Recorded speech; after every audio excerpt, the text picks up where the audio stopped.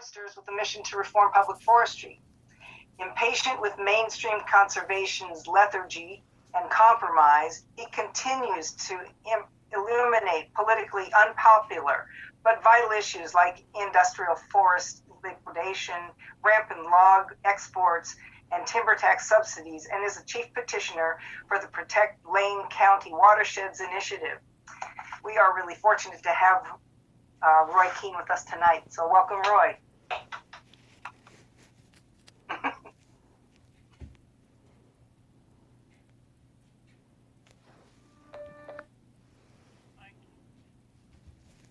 You know? Yeah. I wanted to thank you for letting me talk for a few minutes, basically on preemption. What a coincidence. Part of my personal background is that I've always made my own living independently. Technically, I'm a member of the timber industry. If you're a forester, a forest practitioner, a forest consultant, you are part of the timber industry. But I'm in an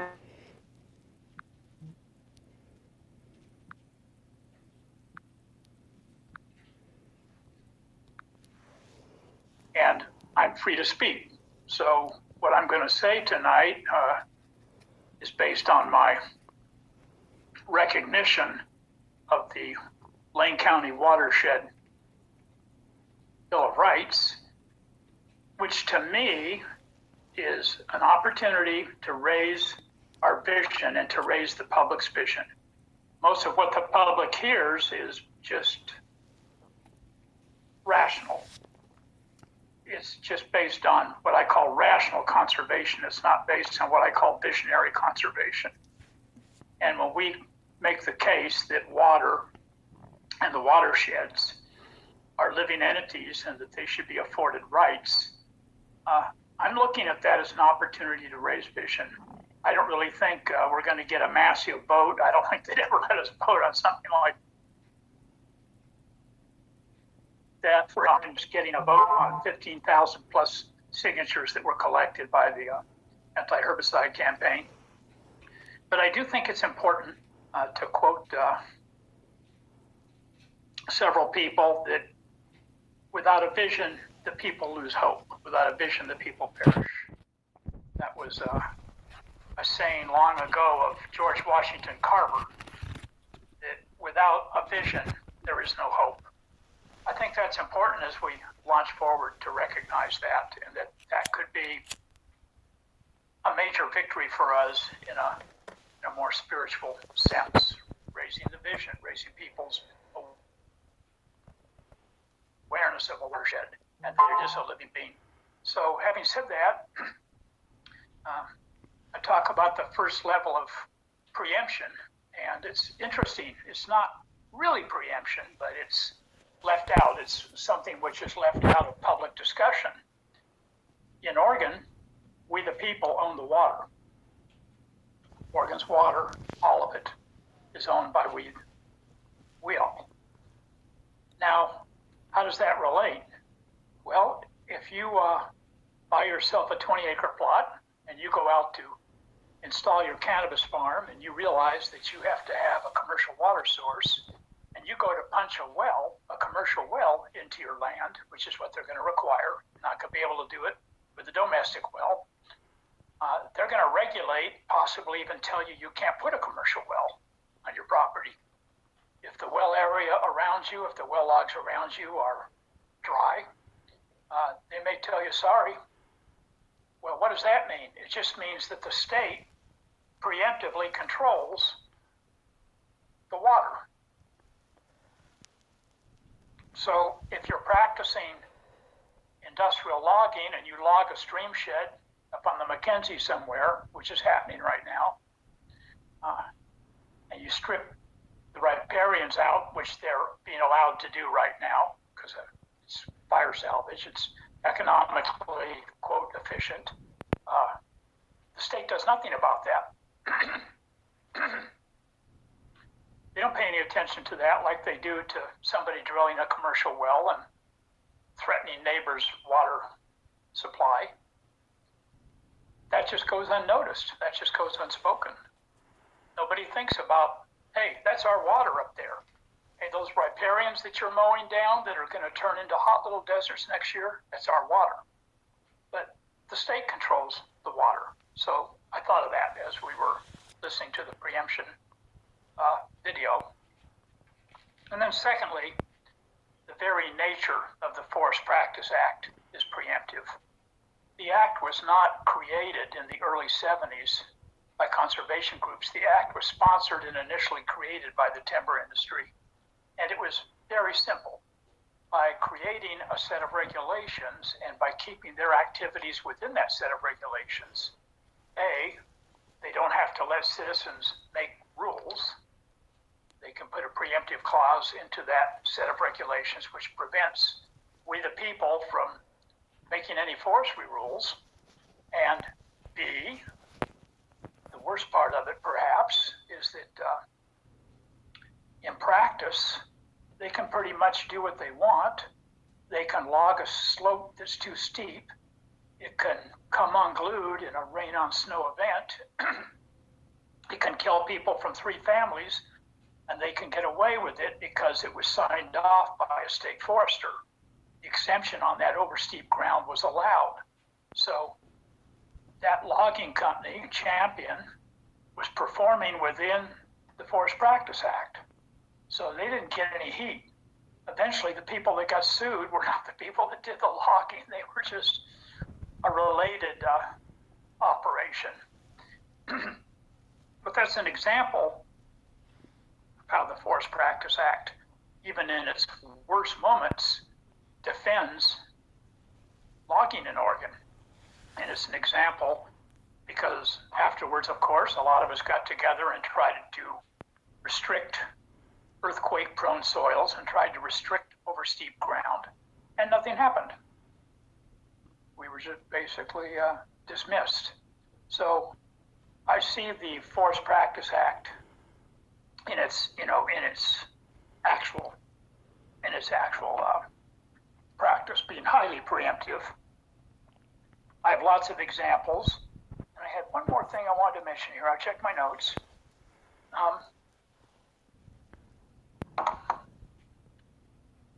The important thing in looking at these policies and in trying to reform these policies, the important thing to remember is that in reality, policy does not translate very often into practice, especially with logging.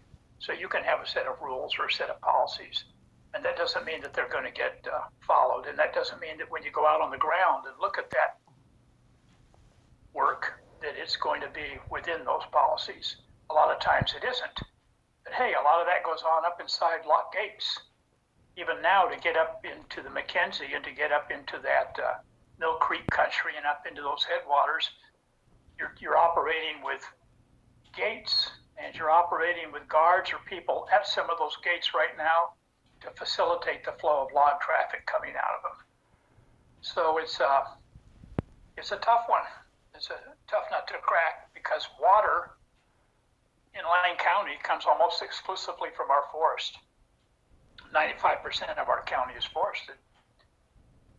And all that water comes out of those forests, and it belongs to us, but we're not allowed to participate in any of the rulemaking to protect that water or to ensure the steady flow of that water. So that's kind of what was on my mind. Just some preemption that's actually called preemption, but some preemption that's written into a larger body of law. And it was designed, I've often told people, they say, well, the Forest Practice Act, that was designed to make sure they reforested. And I think, no, they really didn't need an act to do that because you can still cut as many acres as quick as you want, and you can still harvest trees at any age. So the fact that you replant trees doesn't mean you're sustaining. It doesn't mean you're practicing any kind of sustainable management because in Oregon, you're allowed to liquidate as long as you put little trees back in. And it doesn't even have to be the first year. It can be 3 or 4 years down the line. But I tell people that's not why the act was created. The act was created to prevent citizens like ourselves from making forestry rules. And secondly, to guard the industry and logging practitioners from litigation. So, thanks for listening, and I can answer questions, hopefully. Thank you, Roy. Rob, I'm going to put you in charge of calling on people. If you have a question, we really do hope you have questions, you can either type them into the chat if you're too shy to say them, or just write stack, and then Rob will call on you and in the order received. Take it away. Take it away. Who's got the first question?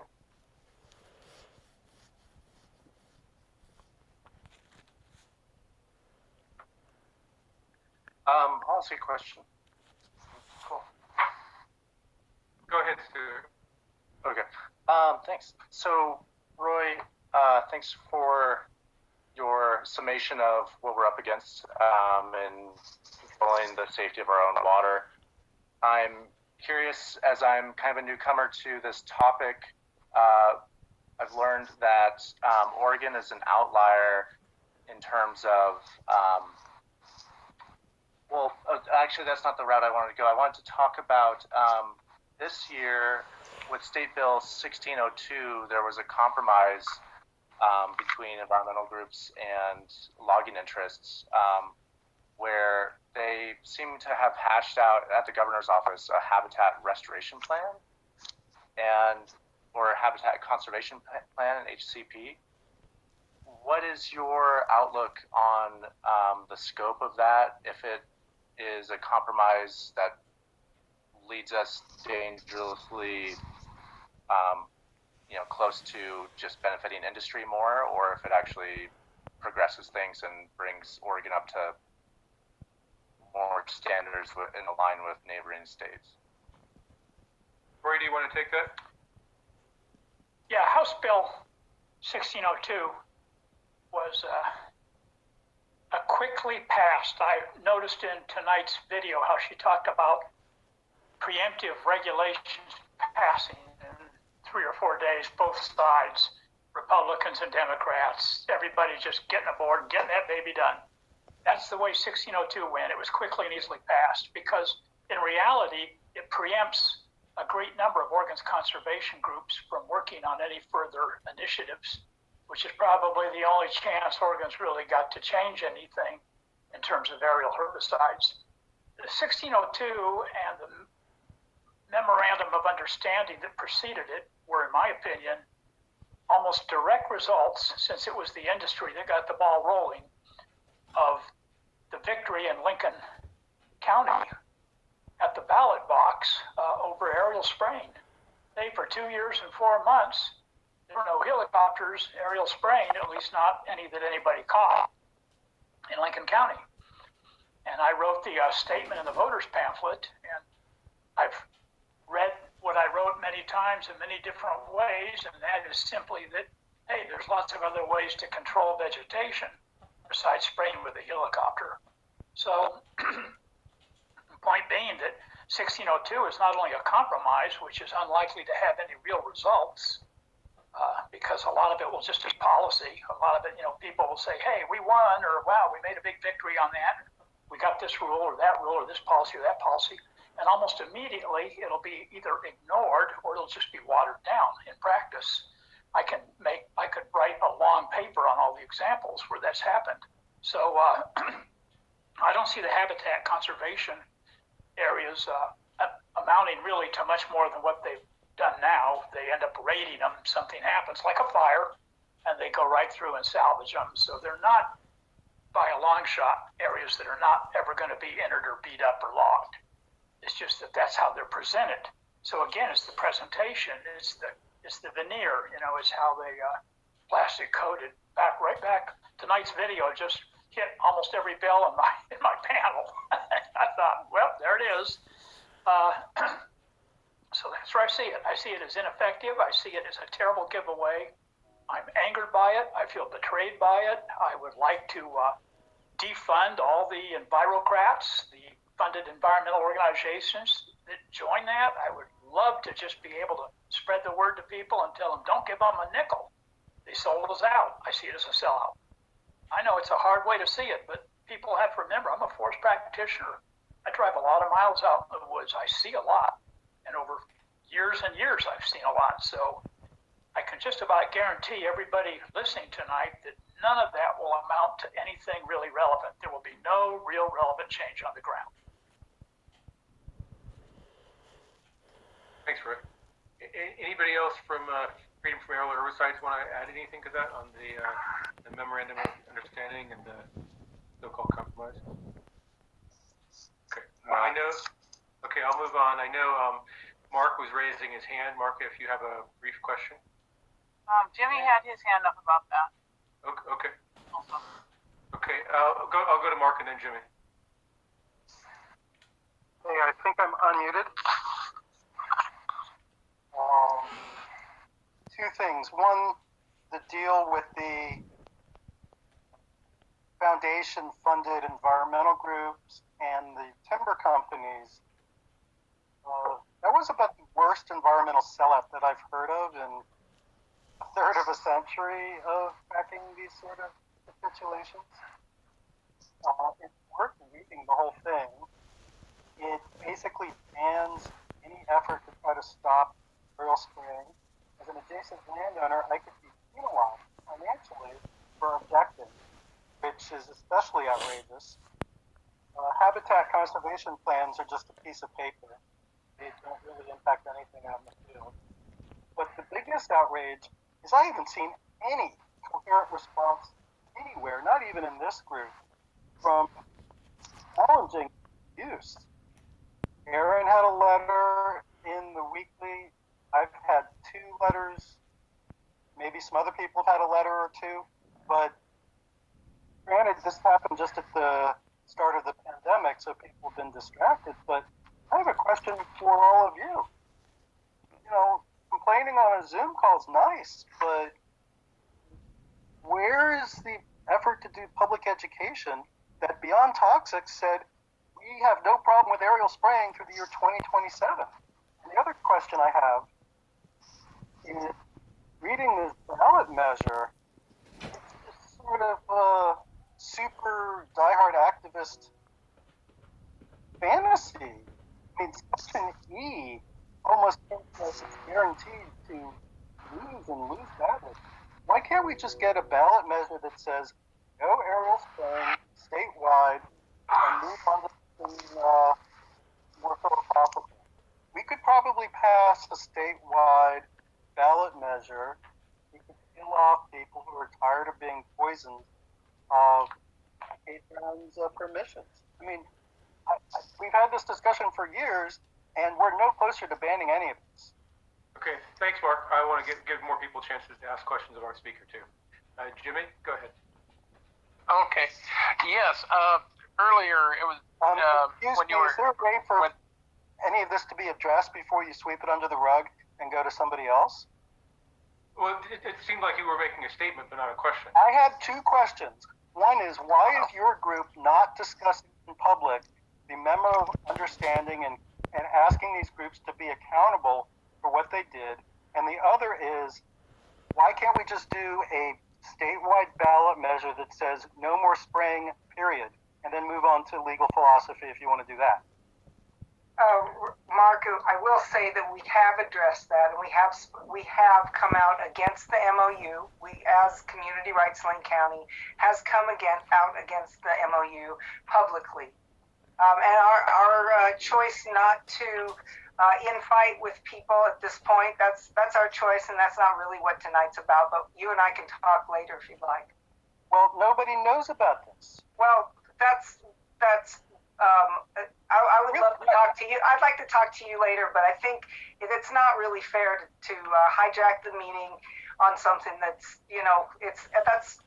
this isn't the place to do it. It's not what our meeting's about tonight. So we'll talk later, okay?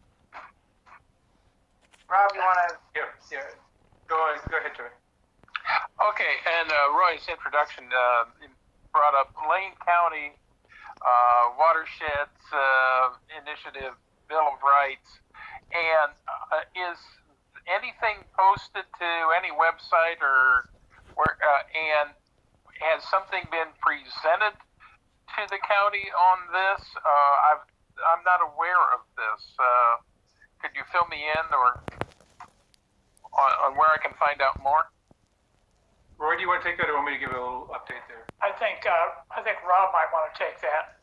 Sure. So You're more up to speed with where that's at than I am. Sure. So we drafted the Watershed Bill of Rights, which we submitted to the county, and then we had the usual sort of back and forth fight with them and the opponents in terms of the ballot title. And the ballot title is really important for an initiative because it's one of the things that people look at, and it's how they understand what the larger language is. We have something that we could proceed on, but we also went and did some redrafting of it just to make it smoother and have less obstacles and less opposition. But we haven't moved forward because you get a certain window of time to collect signatures to qualify an initiative, but we can't really be out there with clipboards collecting signatures during a pandemic. And you can try to get them where people download the signature sheet online and they have to print it and mail it in. But it's not a very good method. It's very slow. So we really don't want to have our clock start until we can actually be out there.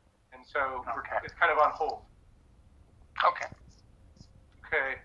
If people can raise their hands, it's sometimes a little hard to see, but you can also just type in the chat window that you have a question or say stack. Who's next?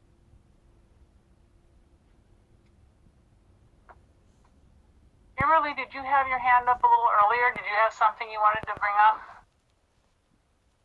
I did, but I was trying to formulate the question a little bit better. So let me try, and you guys can pull me back if it's not quite for the county. I was just some of the research that I've been doing with in terms of environmental stuff. I know that like with the big boys with oil and fracking, they're really well aware of what's going on with climate, and they're just out trying to get as much money out of it as possible, and they're in a position that the people coming down on them as hard as they can, they're starting to cave, and they will cave. And I'm wondering how we can do that with timber and push, because when there's weakness in one area, then usually we can find and push for weakness in another. But my mind is distracted with what I was writing in chat about the belt line and the construction of the belt line. So my mind's divided here. But anyway, I'm just looking for a way to divide and conquer with big industry, and anything to do. And if our guest speaker had any thoughts on that, if there was any way we could find a way to get leverage, I guess. Sorry, it wasn't a very well thought out question. I was working on it, but I think it was pretty clear. I think that it's a valid point to recognize that down the line somewhere, especially if we were to find somebody sympathetic and wealthy enough to fund at least the beginnings, I think it would be really smart to just go after a simple aerial spray ban at the state level. We've heard that from lots of people. I've talked about that with lots of people. I think it would be really smart because it would raise the issue. It would raise it up where people could see it, they would see it. And that's part of why the industry was frightened of that issue. It's a public health issue. It covers a lot of people. It covers Republicans, it covers Democrats, it covers rural people, it covers urban people. It's about water safety, water health, and personal safety, personal health, and all the living organisms, their health and their right to live and not be poisoned. It's huge. It's a huge thing, and it would be a rally point, and that's been a problem for many years in the environmental movement. We have not had a strong rally point.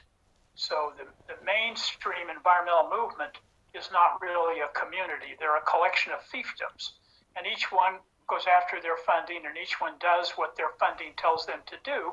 And so it's really hard because their reaction when people mentioned after Lincoln County's victory, the reaction of some of these groups was, "Oh, we can't do that. That's too risky.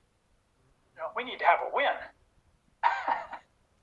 Well, there's a lot to be said for that philosophy. None of it very good. Nothing ventured, nothing gained. I think that that's one really important issue, is that we need to raise an issue that cannot be shot down. And I think the other thing to remember with the timber industry and their grip on Oregon, you have to break their grip. It's like my dad used to say when he was a cop. He would deal with a gang or a mob, and something would happen, and he would say, well, because my dad was a chronic gambler, so he put everything into those terms. He would say, well, we just took a poker chip away from him. Nobody's taken a poker chip away from him yet. Now that's what Lincoln County did. Lincoln County took a poker chip off the table in Lincoln County. Just one poker chip, but that's a crack in the dike. The industry saw that and they went, wow, boy, if they were to run this at the state level, woo-wee, we could be in big trouble with aerial spray. And that's why they rushed on into that memorandum of understanding, and that's why they co-opted the various parties, and that's why they preempted them from engaging in initiatives. I mean, that's where a lot of this whole thing started. Absolutely. They could see that the public would support of it. So. Yeah. Well, we got a question from Katie here in the chat. Katie, do you want to raise it, or do you want me to just read it for you? You can read it. Okay, so the question is when will the industry begin replanting on the Mackenzie watershed, and then when that happens, what are the plans to counter the aerial spray that will come with the planting? And do you see any recourse in this recourse to this upcoming peril, the danger of that? How are local communities up the Mackenzie perceiving the danger? They're going to be operating pretty quickly because we're coming up on the tree planting season. They're going to want to get seedlings in before late March or before April. Well, hopefully during the wet, cool months where they can get started without being scalded or hit too hard by the sun or not have sufficient moisture. That's what they'd like to do, hypothetically, in the Mackenzie watershed. And because there's tens of thousands of industry acres, those acres are going to be sheared to the ground, and the acres that are already blooming, because the weather's been, things are still blooming around my yard, the weather's been mild enough. So those acres that are already starting to show vegetative blooms, they could be the first acres to get sprayed. They could get aerial sprayed before they do any pre-planting spray or before they do any pre-emergent spray. Those areas could be hit. Remember that a lot of that area is behind guarded gates, locked gates, and it's not accessible to the public. A huge chunk of it is off limits to the public. Even though we paid for most of those road systems, even though they go to public lands, they have agreements amongst themselves that the public cannot come through the gates. So it's going to be tough. It's going to be hard for the people down on the river to know what's going on upstream because it's going to be hidden. When would they start the spraying of that? I've got friends out there on the ground. They haven't seen it yet, but there's talk of somebody starting to do some spraying maybe just in the next week or two. They'd like to spray in drier weather. They'd like not to spray when there's a lot of runoff. Because if anybody were to do any chemistry or checking, that would be dangerous. You know, the runoff would create its own problems. So. Okay, and Kimberly is asking, what right do they have to lock the public out?